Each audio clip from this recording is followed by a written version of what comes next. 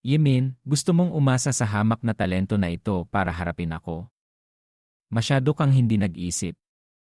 Ipe, ipunin mo ang talento mo. Nandito ako para patayin ka, para malaman mo ang agwat sa pagitan ng Wild Sect at Sacred Land. Anong level yon? Wen Jin 10,000 Swords Talisman. Yun ang exclusive killing talisman na ang Sword Elder lamang ang kayang i-refine. Bukod pa rito, ang paggawa hindi rin madali. Ang tatlong ito sa Sword Pool, tiyak na hindi ordinaryong disipulo. Ang mga hamak na talentong mga yan, mamatay na kayo. Ipe, hindi ka dapat nakinig sa North Darkness, mas mahirap pa. Tandaan mo ang pagkatao mo. Pagkatapos gamitin, mamamatay ka rin lang. Si Min ay hindi pinansin ang marami, genuine key. Uminom ako ng 30 na recovery pills, ginamit ang 20 martial coins para gumawa ng formation, tapos ginamit ang tulong na walang halong innocent key. Ginamit ko ang 15 minuto para lubusang linisin ang demonic creatures, at ginawa nila ito sa isang hinga. Ngunit sila naghiwa-hiwalay na. Tama, magtago ka para sa isang skill. Kung gagamitin nila sa akin, hindi ko alam ang mangyayari. Little lad, nakakaawa ka. Gumamit ka pa ng isang Dao Sword, Dujin, na talisman, ano balak mong ibigay? Parang mali ang naintindihan mo, mas akma para sa inyo na mali, mga hamak na mamamatay na hinahanap nyo. Ipe, hanapin ang mamatay, hindi naman ako gumawa ng instantaneous movement. Hindi na ako magtatago, mamamatay na kayo. Instantaneous movement na mas malakas, kung gaano ang genuine key, basta kaya mong kontrolin ang katawan mo, pwede kang mag-condense. Kung gagamitin namin ang lakas namin, pwede kaming maglabas ng 200,000 jin na puwersa. Kaya kung sumuntok ng 200,000 jin, hindi ako nagloloko. Paano nangyari yon? Ang isang disipulo ng Small Wild Sect kayang magkaroon ng ganitong lakas.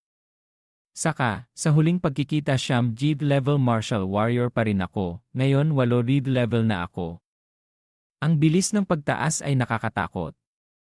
Iyan lang ang pwedeng sabihin. Kung ganon, hindi ako nararapat na maging Sacred Land disipulo, magiging Sacred Son. Hindi hahayaan ng arrogance namin na matalo kami. Mamamatay na kayong hayop kayo, takbo. Patayin siya. Ang panalo at pagkatalo hati na, pero nagtatakbo ka pa rin. Ang humihingi ng awa hindi ka karapat-dapat maging tao. Kahit ingatan mo ang arrogance mo, anong mangyayari? Tama, papadalhan ko kayo ng kabaong. Isa pang isa. Singfi, walang pusong taong nagtatago. Kung ginawa niyo na ang life and death promise, tapos hindi ka pa rin concentrate, sasabihin ko sa inyo na hindi kayo nag-isip. Hindi kami nag-iisip, mas nag-isip kayo. Minje, nasa'yo na ba ang treasures nila? Pag-uusapan pa ba yun? Ang tungkol sa magnakaw, number 1 ako. Tignan natin ano ang kayamanan ng mga Sacred Land disipulo. Walang restriction. Gaya ng inaasahan, katulad sa expectation. Ang quality ng lahat ay hindi mababa. Siguro nasa 50,000 martial coin. Ito rin ay para sa maliit na dagdag. Iyan lang ba? Pagkatapos, kailangan naming tumira ng 1 buwan. Kaya kong makapasa. Congrats sa 2 na matagumpay na nakapasa. Dito na ang tunay na inner door ng Crimson Blood Gate. Ang eksena na yun, napakalaki ng difference sa mga nakita natin. Sa totoo lang, ito ay isang heaven, hindi mo magagawa ng ordinaryo. Ito ang Crimson Blood Badge. Sa badge na to, bago kayo gumawa ng martial ruler, pwede kang pumunta sa heaven at kung saan. Iayos nyo ito sa noo nyo at gamitin ang genuine key para gawin ito para madama nyo ang heaven. Kung tama ba para sa inyo cultivation o treasure ang gusto nyo, nandito. Para sa whole sekta namin. Hindi ka kaya gumawa ng heaven ng martial god. Kapag gusto nyo magkita, magdala kayo ng teleportation badge, Chun Lenzi lang. Madaling sabihin, ayusin ang isang ordinaryong teleportation ng higit sa 100. Hindi kaya ng ordinaryong tao yon. Kung magdala ka ng isang flying palanquin, mas makatuwiran pa. Kung pwede kaming pumunta sa anumang oras, magpapatuloy kami kung hindi galing sa pagsasanay. Tama, may mga disipulo na nakapasok, kailangan kong sabihin sa Master. Master ko, narito ang tungkol sa heaven maliban sa innocent treasure body kay Little Sulan. Pagkatapos pag-isipan kung paano ito ayusin. Sinabi ko sa Lee. Sobrang negligent na ako. Nakalimutan ko na si Crimson Blood Gate 100 na taon na ang nakakaraan na wala ng isang Crimson Blood Badge. Palagi akong nag-iisip tungkol sa tuguang gaya ng inaasahan yon. Ang badge kayang ipadala ang isang tao para makuha ang heavenly treasure, pero kailangan mo pa ring suriin kung pwede ba silang maging kwalipikado. Hindi kagaya nito, kaya mong ilagay ang right to control. Ang bagay na to may koneksyon sa Tubahyu. Siya ang disipulo ng Sword Sacred Land, 3 Sword Pool disipulo ang ipinadala niya. Ano man ang mangyari, kailangan hindi ipagsabi ang nangyari. Sabihin niyo na hindi niyo pa sila nakikita. Yan ang 3 treasure na pinatay. Ang Sacred Land madaling magalit. Sobrang importante yon, hindi niyo kaya panagutan. Tama. Mas katulad kayo sa isang city guard. Kahit martial ruler walang silbi. Pero anong gagawin namin? Hindi lang namin makakaligtas ang kaguluhan na to, pero pumunta rin sa ibang lugar para makatakas. Hindi kayo ng Crimson Blood Gate na tumulong. Buti na lang nakuha ko 6-1 Heaven Sacred Land kay Cao Feng na senior. Pinalitan ng ilusyon ng SAV at tinapos ang lahat. Ang mga yun sobrang importante, hindi ako kayang magpadala ng tao. Kailangan naming paghandaan ang kaunti. Sa loob ng Eastern Cloud Academy, mag-enroll. Sa Heaven, kaya mong gawin bilang batayan, hindi mo pwedeng manatili roon magpakailanman. Pagkatapos, kailangan kayong tumaas at lumipad. Kapag nasa Heavenly Swan Land na, maghihiwalay kami ni Minj. Ayoko. Ilang taon lamang, saka pwede tayong magkita tuwing huling araw ng bawat buwan, pwede na natin malaman na hindi kayo maghihiwalay. Kung papayag si Sulan, tapusin na natin ang bagay na ito. Ipadadala ko ang sulat para sabihin sa Heavenly Swan Sacred Land. Sa lahat ng nangyari, bukas magpapadala ang Heavenly Swan Sacred Land ng isang tao para kunin si Sulan. Sisiguraduhin ng Inner Courtyard Elder na kaya natin yon. Ang sabi mo may sinaksya-oksyang sa labas.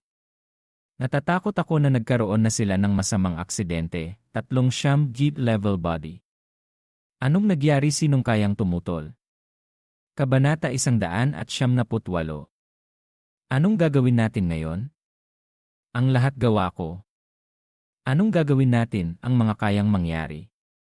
Ang mga yon, hindi lang si Zequan at Yimin? Hindi kailangan na hulaan pa natin. Nangyari na. Hindi na makakatulong magtanong, kailangan nating alamin kung paano ilayo ang ating mga sarili sa bagay na ito. Bahyu, mayroon ka bang ibang paraan para itago yon? Ama, kung patay na kayong 3, hindi lang kayo 3 ordinaryong tao. Kung hindi nila nakaharap ang isang panganib, kahit gumawa lamang ng pag-aayos, pwede silang maging sacred body, ang halaga na yon kahit ang sacred land hindi rin kayang kalkulahin. Kung ganon, kailangan nating gawin hanggang sa dulo. Sabihin na lang sa sacred land, syempre ang gagawa niyan dapat iba, hayaan silang maglagay ng sisihan sa iba. Kung ganon, sabihin natin ang 3 tulad ni Xiaoxiang ay pinatay ni Zhong Shonto. Sa ganong paraan siguradong papatayin ni Sword Pond si Zhong Shonto. Kung ganon, umupo lamang tayo at gawin itong main door. Kung sabihin na pinatay ni Zhong Shonto, pwede nyo ring patayin ang Yimin pareho lang. Mayroon kaming trick na pwede kaming magpanggap na si Zhong Shonto. Ama, gamitin mo para gayahin ang isang Zhong Shonto sa mirror. Kung gayon, ipagkatiwala ko sa inyong dalawa ang misyon. Sumali sa Crimson Blood Gate. Kayo, dahil sa maraming pangyayari. Kami at si Little Lan kailangan na kaming umalis sa Crimson Door. Isang feast para sabihin goodbye sa inyo. Sa hinaharap, magkakaroon pa tayo ng pagkakataong magkita sa hinaharap. Kung nagpasya na kayong umalis, mayroon kayong dahilan para umalis. Gusto ko kayong suportahan. Mayroon pa tayong pagkakataong magkita sa hinaharap. Anong ginagawa yon? Superman ka ba? Superman ba yon? Hindi nyo ba inilalagay sa inyo ang mata ko? Alam ko na andito ka kaya hindi ko sinasabi na hahanapin mo ako dito. Nakahanda na lahat para sa'yo. Gaya nga ng inaasahan, dumating ka. Tama. Hayaan nyo silang batiin ang kapatid, huwag tayong mahiya. Ipe, ay, ang laki ng lakas ng loob mo. Bigla mo na lang pinatay si Xiaoxiang at mga iba. Alam mo ba kayong tatlo mga geniuses ng Sacred Land? Mga hamak na kayo. Mga hamak na kayo. Na pinatay ng isang yon. Ni hindi ko nga alam na yun mga talento. Ang tubahu, ilang beses na kitang pinahirapan at pinahirapan. Anong nangyari sa utak mo? Araw-araw akong nagsasanay sa heaven, hindi ako nakakakita ng mga tao. Paano ko sila pinatay? Ito ay dahil sa kagagawan nyo sa heaven, hindi ba sila mga tao? Sinong mali ang ginawa ni Little Zong kay Xiaoxiang? Ang mali niya naging martial warrior siya. Paano niya nagawa yun kung ganun sila nangyari? Salamat sa paglilinis sa mga kontrabida sa heaven. Anong nangyayari? Salamat talaga sa pagsagot sa mga hamak kayong bida. Anong kay Youth Min biglang pinatay ang disipulo ng Sword? Nakakalito ka. Disipulo ng Sword Sacred Land. Sasabihin nyo na hindi mo kaya. Sinong tutulong sa kanila? Hindi ba masyadong mabait si Door para sa kanila? Mayroon bang magpapaniwala sa akin? Gusto mo bang sabihin yon? Hindi ko na nakita pa si Xiaoxian. Ito ay Crimson Blood, hindi Sacred Sword. Kailangan na huwag kayong maging masyadong mabastos. Humanda kayong harapin ang galit ni Sword Pond. Ang sitwasyon hindi na okay. Parehas Heavenly Royal kay at Tubahu, mga Sacred Land mga tao na sobrang mayabang, bakit nag-aaway pa rin sila, may mali. Hindi, ang goal niya ay Crimson Blood. Anong nangyayari? Kailangan ko na nang malaman kung sino si kontrabida. Sa wakas, mayroon na tayong kontrabida na may pag-iisip. Pupunta na akong hanapin ang Elder. Kumain na muna kayo, huwag kayo maghintay sa akin. Why men? Elder nang sinabi ni Tubahu na biglang dinala ang isang tao para hanapin si Xiaoxiang. Ang tunay na tumutok sa Elder, totoo na gusto nilang siraan tayo ng loob na kinuha ni Elder. Kung hahayaan nyo silang magpakalat ng kasinungalingan, masisira kayo. Kaya nilang isipin ang bagay na to. Hindi kami umaasa sa inyo kung sasabihin nyo anuman ang patotoo. Anong ang desisyon ng Sword Sacred Land? Kung ako si Sun Bahu, sasabihin ko. Hindi niya napaghandaan. Kung ako si Sun Guang, sasabihin ko sa inyo ang sarili kong katawan. Ang mga martial art nagtatrabaho kami para sumulong, ang pera ay pang-ekstrang pera lang. Matagal na ang panahon na yon. Iwanan ka para makabalik ako na tama. Sasabihin ko sa iyo, sabihin kay Sulan, malapit nang magkita ang mga tao. Pupunta ako sa Eastern. Ang essay ni Kim sobrang laki. Sa nakita ko, hindi ko alam ang magiging sa atin sa kanila. Pumunta galing ako kay Dragon.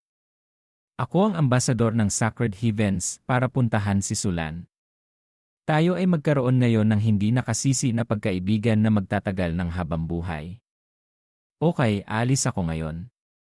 Magiging mahirap ang magiging mga araw natin. Sasabihin ko na hindi ko makakalimutan. Pupunta ako ng Heaven para makita ang mga kaganapan.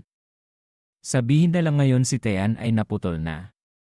Gusto kong maging kayo. Ang pinakamasama. Baka nakakaapekto sa akin ng malaking tulong. Sa malapit. May nangyaring pag-agaw. Paano natin malalampasan ang buhay na nakapanganib na ito? Sinabi ko kay Zong hindi pa natutulog. Kami ay nagkaroon na ng pagkakataong magawa ang sinumpaang pangako. Ano mayroon pa bang iba pang natitira? Sasabihin ko sa'yo. Kami ay humiling upang ilayo. Nakita namin na kayo'y nahihirapan. Kay Zong ang kailanman ay hindi. Na nakagawa ako ng panloloko. Isipin ang lahat. Sige puntahan niya ang pinagmula ni Zong puntahan.